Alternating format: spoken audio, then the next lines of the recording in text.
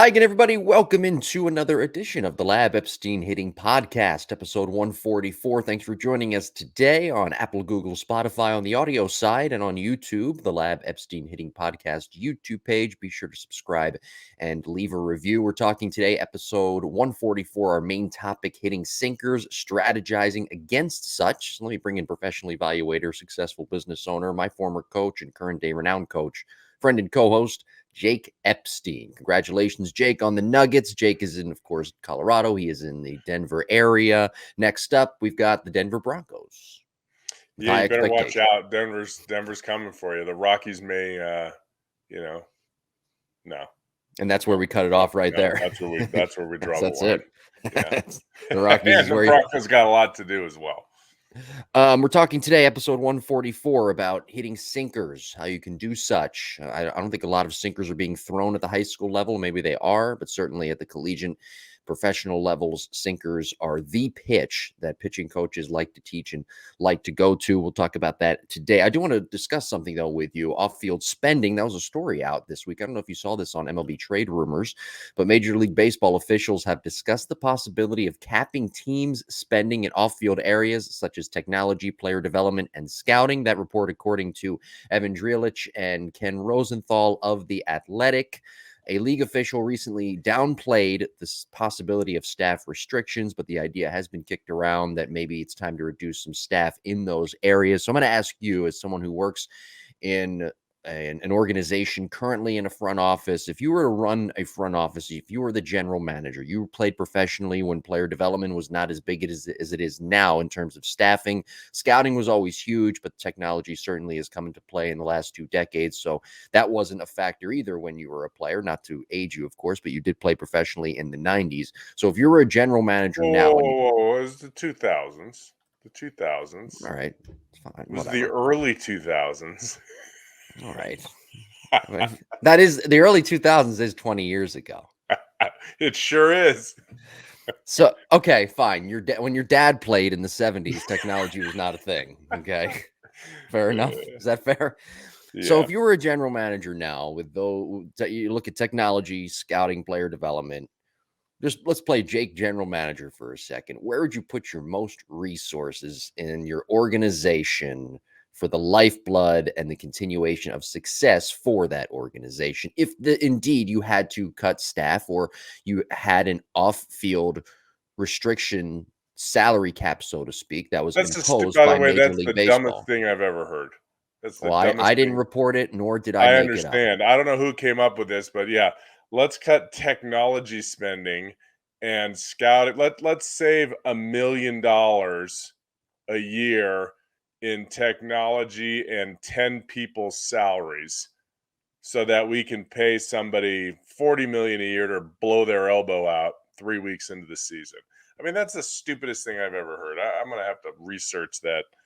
Boy, I'm really going off right now, Jimmy. I'm really upset about something stupid. We're going to curb that. Now I get it if it's at the college level where, not everybody has the same budget. This is professional baseball. Like, people are spending, on average, I don't know what the average $180 million a year payroll, and they're going to cut, 0.5% of that for something else. Okay.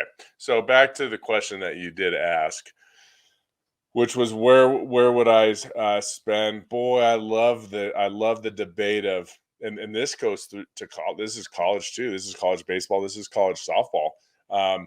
What is more important, recruiting or player development? Right? The $1 million question. What is more important? Getting the dudes, finding the dudes, or training them up? Being that I lean a little bit towards player development, I think you can get more from people with proper player development. I think player development at lower levels is absolutely crucial. Player development at the college level is crucial. I read a great article on a college program that used to do PFPs all day, and they used to do first and thirds all day, and they used to do all kinds of like defensive plays that would maybe show up 5 times a year, and they used to spend hours a week on those situations, and they decided to go more into individual player development to help pitchers, to help players run faster, to help them throw harder, to help them, uh, swing harder, to help them find more barrels, whatever it was. And in doing so, their win total went up like 60% over like 3 years. So player development to me is a place I probably wouldn't cut. And I this is at the probably professional level for if you Yeah, were the GM, right? at the professional, yeah, going, Jake GM, right? Mhm. So player development, I definitely would not cut that.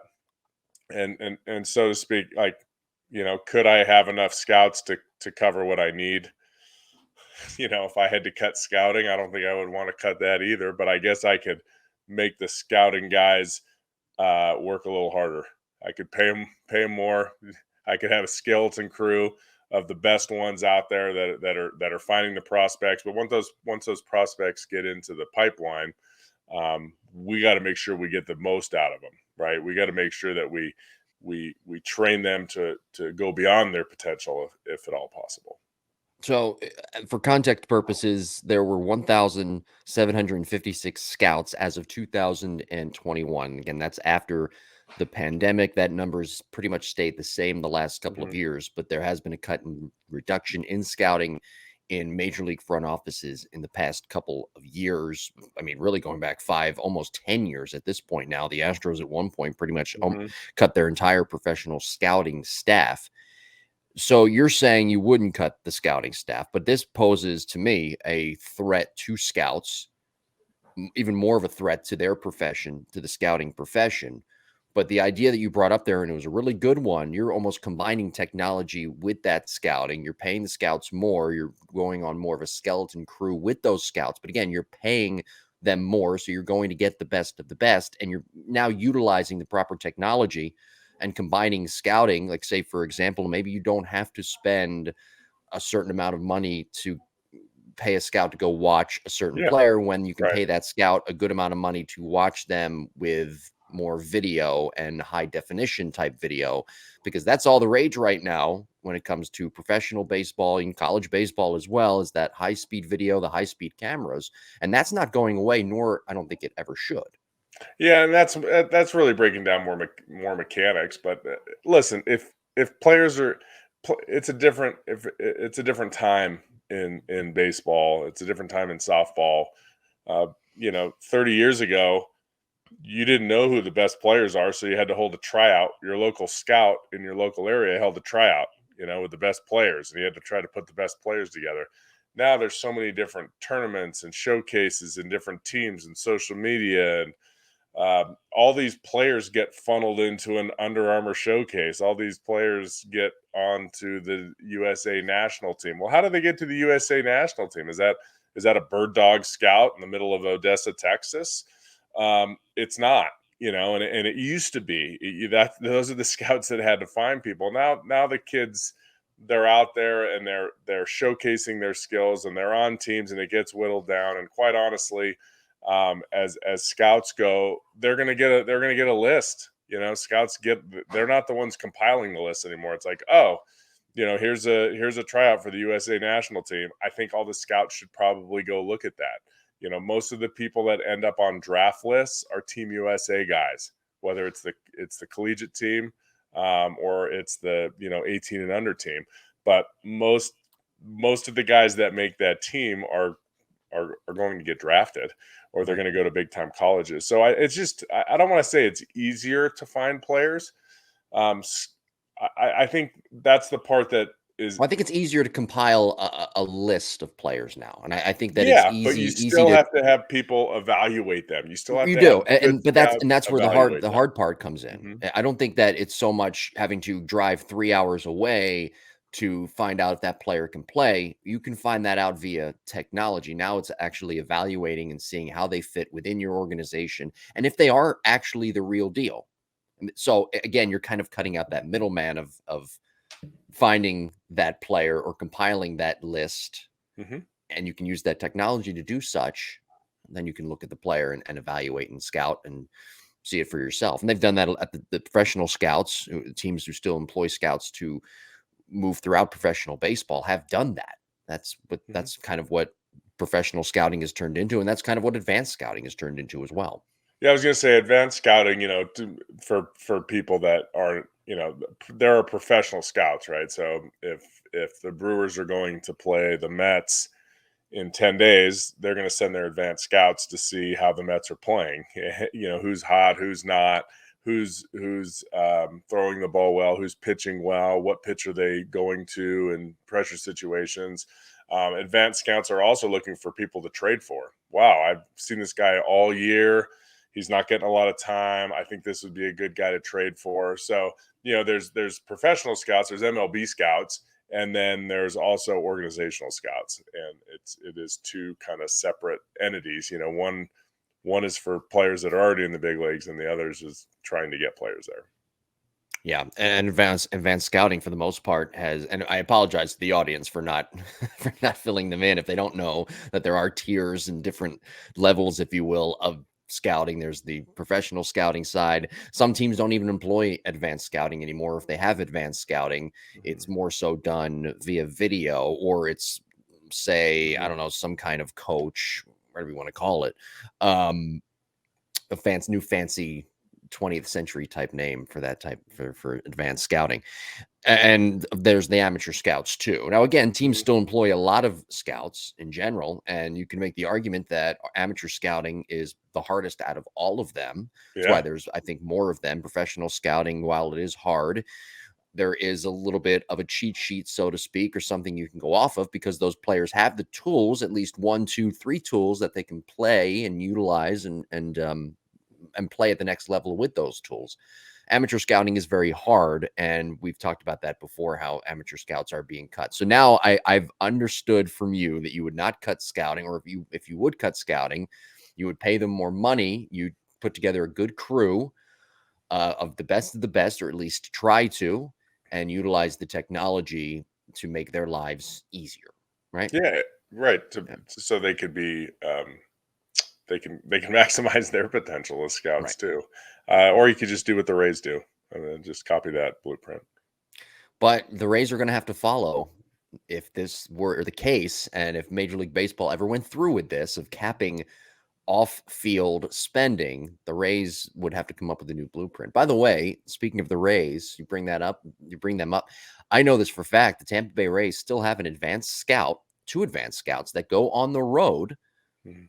and watch teams in person, their future opponents. Yeah. So for as much as people want to say that the Rays are analytically inclined and that they're advanced in all of these areas, they still have some of those old school principles that they utilize. By the way, one of the best teams in all of baseball. Heck yeah, they are. All right. Well, so now we know what Jake GM would do. Jakey GM. Now we know. We'll see when that happens. All right. By the way, how's your draft list coming? You brought that up. It's it's pretty close to complete. Good. All Yeah, right. my main list, but then as we get closer, then it gets more looks, uh, more in depth a little bit, and then all of a sudden there'll be all these random last minute players that kind of pop in. So don't say any names, but I do want to know if there's been any so far up to this point that you have got on the list that you've gotten that you've just torn to shreds.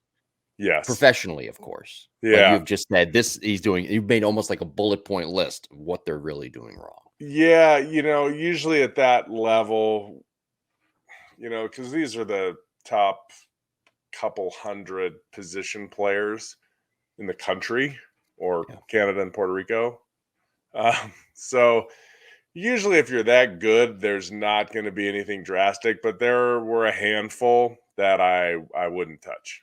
There were a Hmm. handful that I wouldn't touch. And they ran like sub 6.460s, I mean, so there's a reason they're on the list. It may not be because of their swing mechanics. It may Right. be because of their defense and the fact that they're, one of the 3 fastest people that play this sport, that are eligible for the draft. So that does play a part too. But there's a lot of fast guys in pro ball. Trey Turner's a pretty fast dude, right? But he also has a pretty great swing. So we have to be able to find a way to utilize those tools and still make sure that we can, find barrels and make sure the bat hits the ball most of the time. Well, a guy who also runs really, really fast. I don't know if it's a sub 6'4", but his name is Raimel Tapia. And we have a question related to Raimel Tapia today, a listener question. Be sure to follow us on social media at Jim Tara and at Epstein Hitting on both Twitter and Instagram. Let's get to our listener question. This comes to us from Brad from Massachusetts. Brad writes, I think it's the first time he's writing in.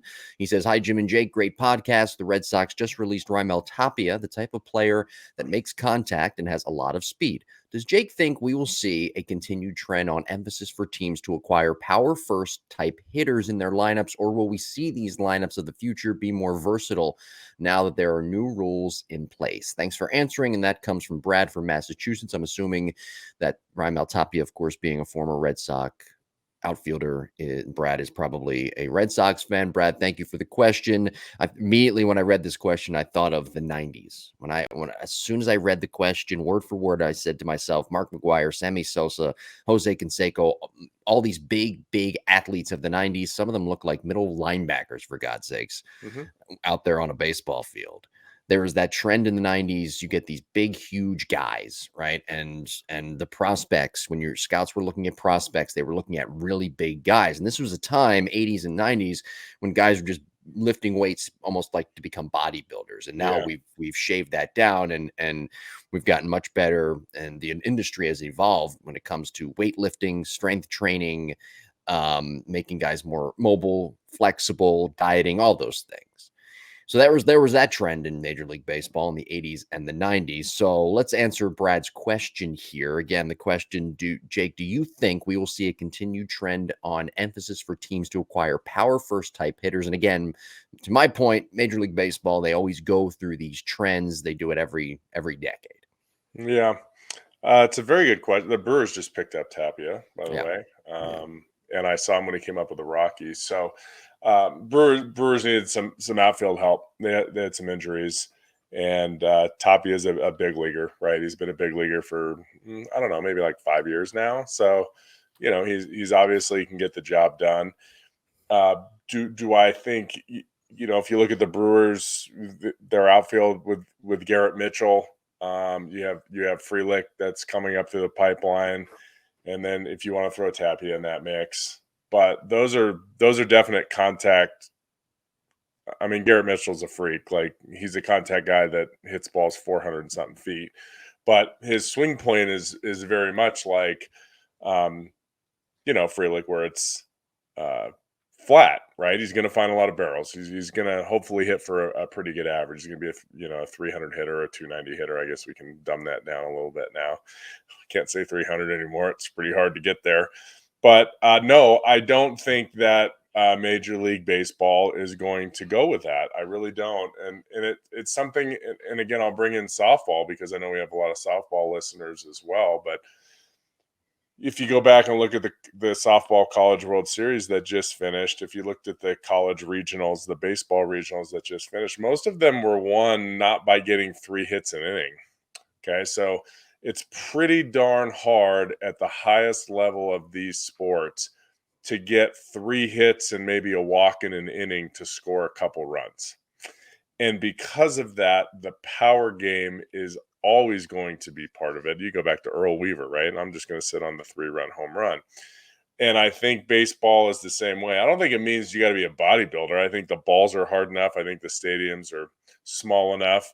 I think that the balls go out of the park left and right. So I think you can get guys that are athletic. You can get guys that hopefully find barrels, but maybe they're going to adjust their misses. They may not all be Judge and Stanton size, but maybe their miss is underneath instead of on top. Instead of hitting a ground ball up the middle, or a ground ball to the pull side, maybe they'd rather hit a pop up.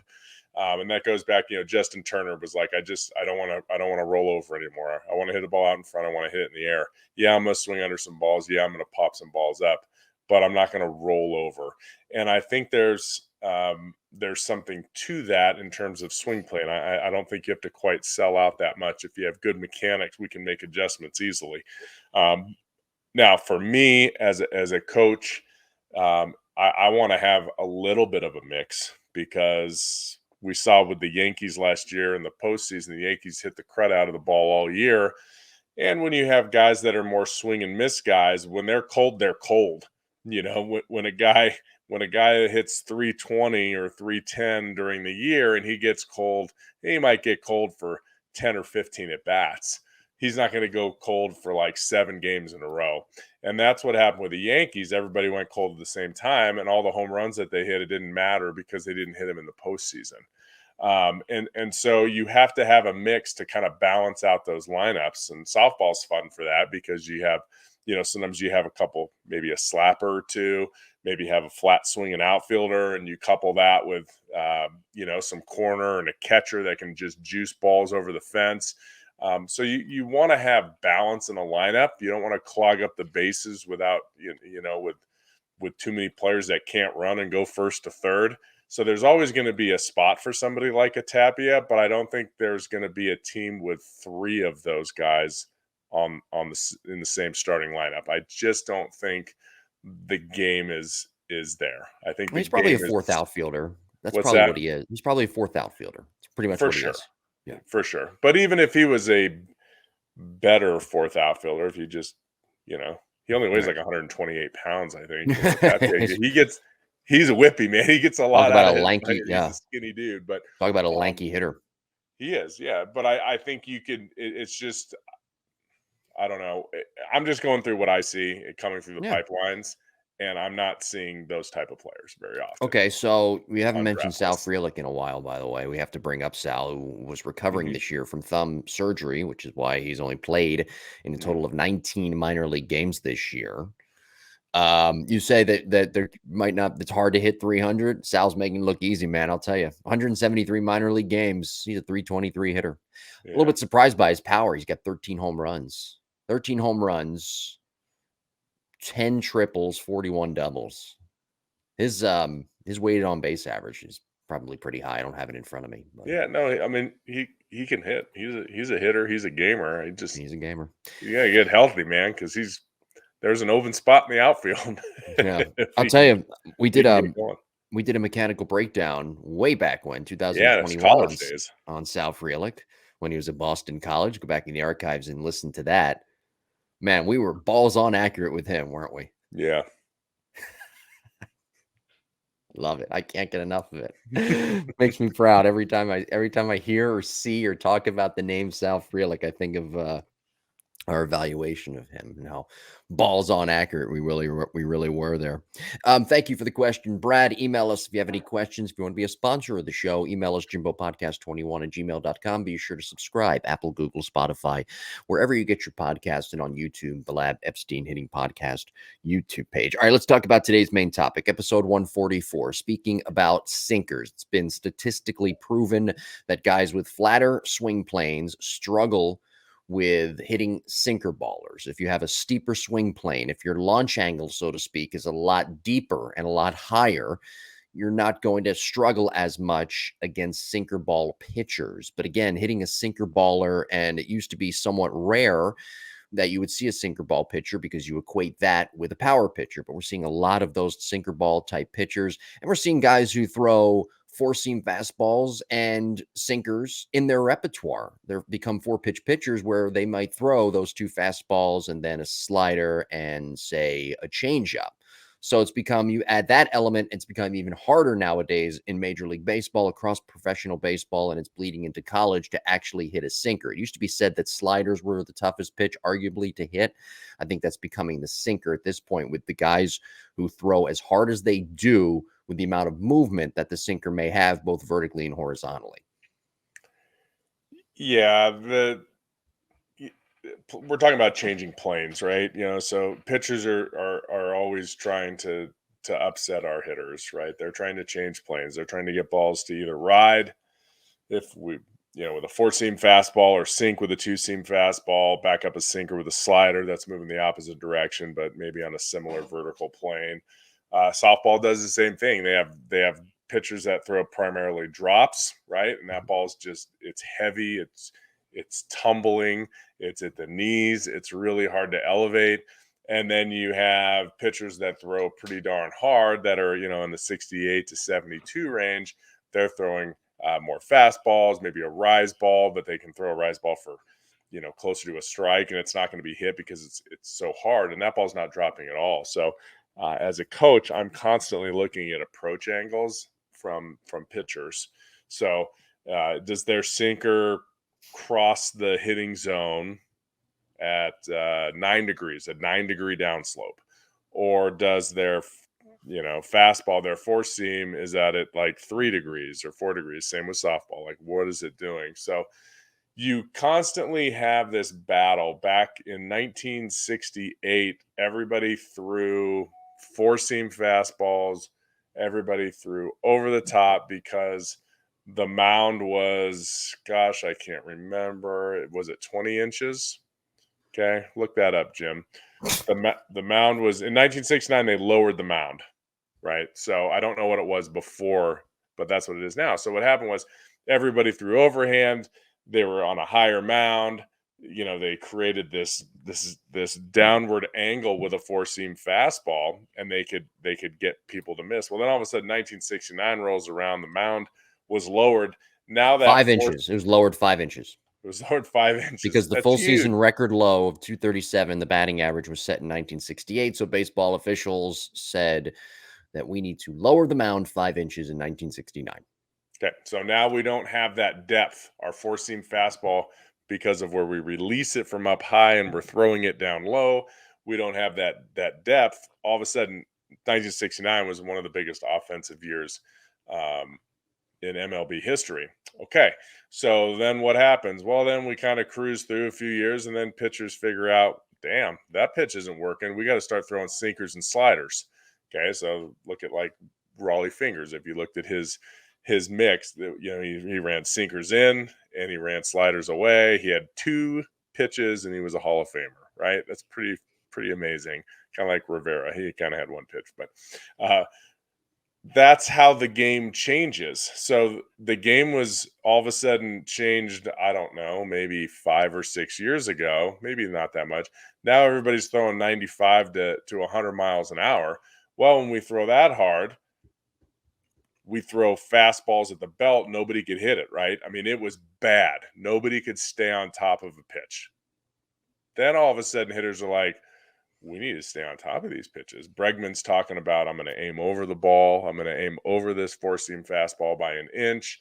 It's not matching what I usually see. All of a sudden we have these spin diagrams with TrackMan and Rapsodo and all these things, and pitchers are trying to create, an outlier pitch. If my four-seam fastball is at 2,700 RPMs and league average is 2,500 RPMs, then everyone's going to swing under my pitch, right? And that's what happened.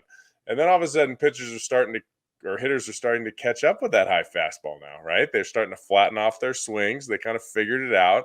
So now pitchers are going back to power sinkers, right? They're trying to throw those power sinkers in there because why? Well, it's different than the four-seam fastball that everybody's been throwing. So we have to make adjustments. If a pitcher can throw a four-seam high-spin fastball at 96 miles an hour, and they can throw a sinker at 93 miles an hour, for strikes, you're going to lose. I'm going to sign that pitcher every chance I get. I'm going to ride that horse. It's not as easy as it sounds. Okay. That's why you typically have guys that throw sinkers, power sinkers, because it has to do with their arm slot. It's easier to get a ball to run with a little bit lower arm slot. Like Verlander's not going to be able to throw a sinker very well because of his arm slot, where Scherzer is.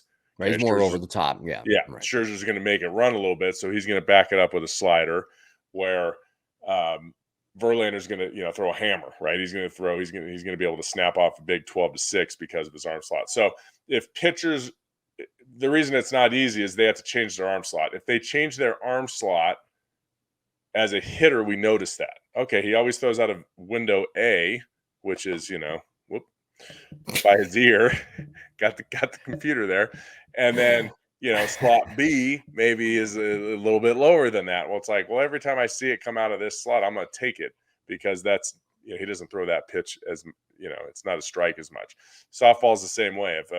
If softball pitchers, sometimes when they're trying to throw balls to the other side of the plate, they'll stride. They have to give themselves room to, throw like a screwball inside. So they'll step. Well, as a hitter, if we can notice that step, oh, that looked different, we should be able to abort that swing. Or if we're looking for that pitch, now all of a Mhm. sudden we're excited we're getting it, right? So it has to do with plans. If I'm looking for um, if I'm hitting off a sinker ball pitcher, right? What do? We hit the top of the ball. We hit the top of the ball. So I got to find a way to hit the bottom of the ball. So Bregman, for instance, is a flat swinger. He does not swing up a lot like Judge swings up a lot. So Bregman has to make a conscious effort to hit an inch below the ball. Wherever he sees the ball, he's going to aim underneath it. Okay. And that works for him. What you were saying is, yes, if you get your barrel down more to get underneath that sinker and swing up more, you will have more success. That's absolutely true. Okay. So that's why guys that swing up more, so somebody like Judge who swings up more, he doesn't swing up too much, but he swings up more. If you throw him a breaking ball, Yeah. it's gonna a curveball is gonna drop 12 to 15, 12 to 15 degrees. Well, for an over the top curveball, and if he's swinging up 12 to 15, he's gonna hit that ball really well. Mhm. If you throw him a high fastball that only drops 4 degrees and he's swinging up at 15 to 20 degrees, he's going to have a much smaller window to hit that. What sucks for pitchers is Judge is really good and his timing is really good and he can get in that window if he needs to. Plus, he also has the ability to flatten off. I've seen him take swings that are like maybe 4 degrees up instead of 15 degrees up. So, that's what it's all about. Being a coach, because I know a lot of people listen to this are coaches, but being a coach is about allowing your player to be able to get to all those pitches. We're never going to face the same pitcher all year. We have to be able to just, hey, we're facing this girl that she's a drop ball pitcher. Okay. All week, we are going to work drop balls out of the machine, right? Or we're going to face our drop ball pitcher and we're going to figure out how to get our barrel down so we can, drop our barrel a little bit sooner to get to that pitch. Okay. But at the same token, all off season, I have worked those hitters to do both. We worked on flattening off on high pitches. We worked on getting under drop balls or sinkers. We worked on, you know, adjusting timing in case we have a pitcher that throws a lot of changeups or breaking balls.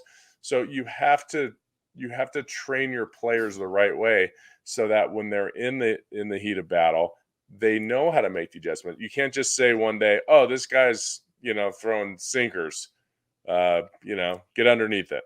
They have no idea how to do that. They don't know how to get their body into position to do it. So as a good coach, you have to know what your players can do. You have to work on them in the off season or in college, in the fall and the winter, so that you can ask them to do those things when the game starts. Or you put players in the lineup that match the pitcher on the mound. Okay. Yeah. I mean, that's just goes back to day one. You got a tough lefty on the mound. Randy Johnson's pitching. Maybe Kenny Lofton shouldn't, hit again, or John Kruk. Those two guys didn't like hitting off of him. Know that if I have a flat swinging DH or DP and we have a drop ball pitcher, I'm not going to put him or her in a very good chance to be successful, right? If I don't match them up properly, or if it's a pinch hitter, I got to match up that swing plane and that player type and how they do in stressful situations to the situation of that game. We're having a great show when you bring up Raleigh fucking fingers. I mean, that's a throwback right there. Glad you mentioned Alex Bregman because there are other hitters like him across Major League Baseball. Luis Ariz comes to mind for me. When you look at his attack angle, you look at his swing plane. He's a tough guy just in general to get out. But to me, he's what I call sinker proof. You can throw sinkers to him, but he'll make adjustments. Some guys are able to make that adjustment because their approach is on point. They understand that that guy out there that I'm facing is a sinker baller. That's his main pitch. I have to be ready for that. I have to guess or anticipate, whatever you want to call it. I have to guess and anticipate correctly, which Arise does, Bregman does. I don't know, throw out more of a flat plane swinger type guy out there. Nolan Arenado comes to mind. They're looking for that sinker, so they're not going to have trouble hitting that sinker like other hitters may who are flat plane type swingers. Also, too, those hitters I just mentioned are great and have tremendous mechanics, and they're really tough to get out. You could throw them a knuckleball, you could throw them you could throw them a bullet, right? That's that old saying. What's that old saying in Major League Baseball? Major leaguers can hit a bullet coming at them. Who was the So guy in that's Japan the that, huh? like the guy in Japan that, like, slices the baseballs with a samurai sword? Oh, I don't know his name. It's But that amazing. guy too, he's That probably guy, he could my do it, point is that right? he's probably sinker proof too. My point is though that there are some guys that are sinker proof because it goes back to something we've talked about the last couple of weeks, a certain approach that you may have. Yeah. It's I'm telling you, approach plays.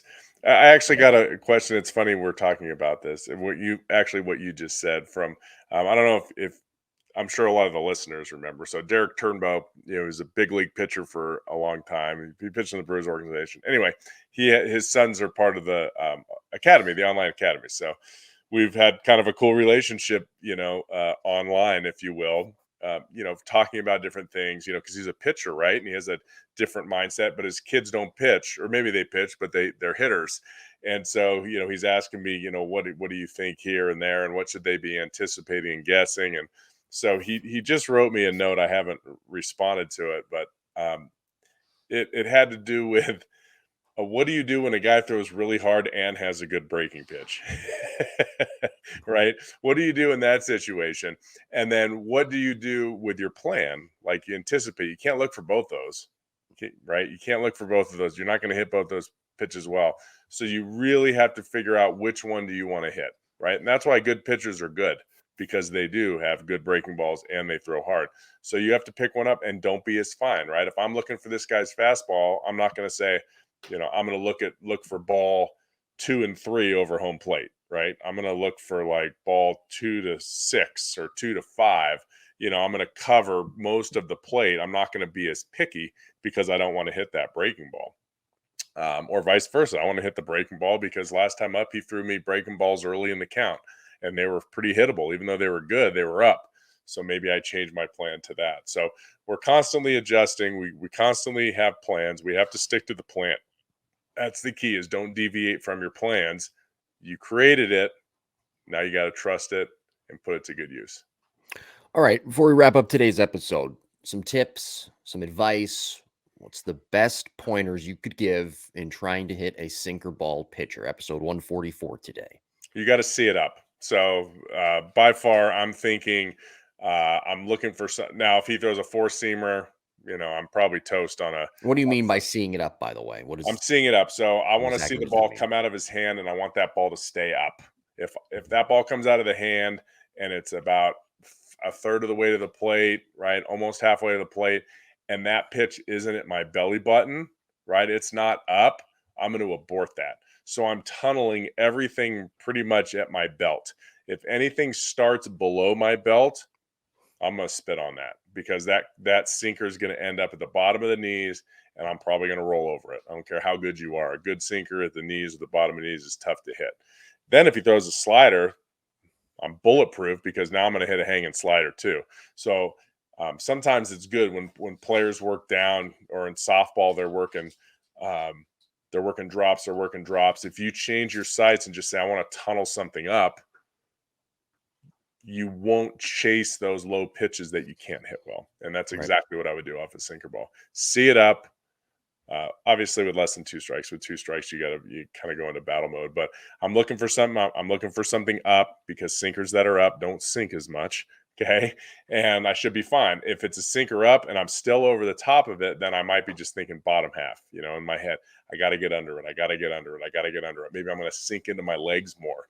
Right, my stride's going to be a little bit wider and a little bit lower in order to do that. So I'm constantly thinking, I don't want to do what everybody does on a sinker, which is hit a two hopper to the pole side.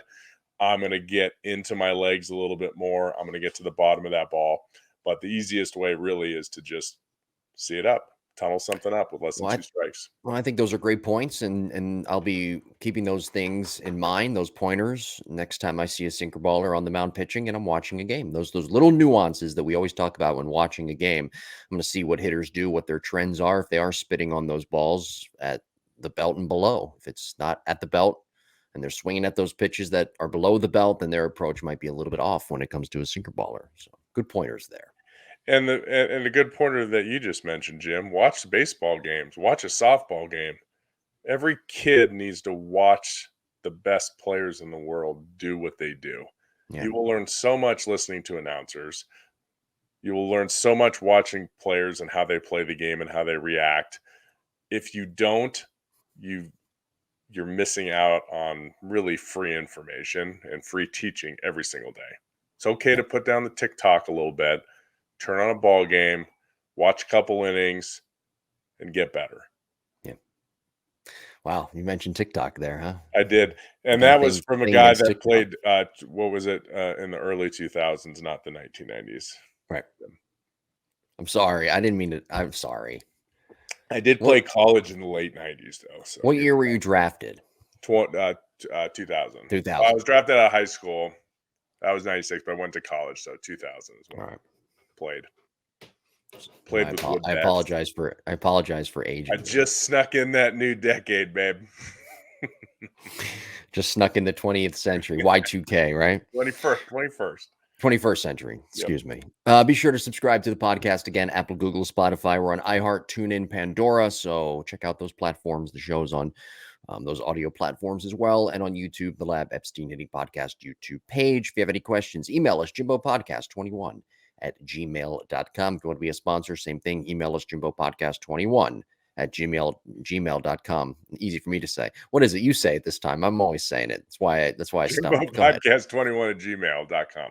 Paul Goldschmidt next week, Mechanical Breakdown Series, episode 145. You got anything on Goldie before we head out of here? Any preview for next week's episode? What do you think of Goldschmidt's swing? Now, that's a guy who's got a sweet swing plane. He does, but he's got a steep one too. Pretty Yeah, steep he's got swing a plane. He's not a flat swinger. no. Well, he can adjust a flat, but Yeah. when he gets into trouble, he gets really. I don't even know if it would be considered steep. He just loses his barrel early. Yeah. And that's when he goes bad. But he's only really gone bad like twice in his In in his his whole life. career. Yeah. He really has. But when it was bad, it was bad. What was it? 2 years ago, maybe in the playoffs. It was. I Yeah. don't think it was last. I think it was 2 years ago. It was like he couldn't hit anything. He was 4 inches underneath. If we would have done a breakdown with him during the playoffs, it would have been pretty bad. But Yeah. I think he's going to be okay now. Yeah, that dude could hit. He's just so quick. He's strong. He's athletic. He has very minimal movements with his body, and he's got strong hands. I bet he's got huge forearms. Like he just kind of has that old school, just pick the foot up and throw the barrel at it kind of look. So it'll be cool to get into it. That's next week, episode 145. And again, subscribe. Any questions, email us. You know the email by now. Thank you for listening. Follow us on social media at Jim Tara, at Epstein Hitting on both Twitter and Instagram. And we will talk to you next week.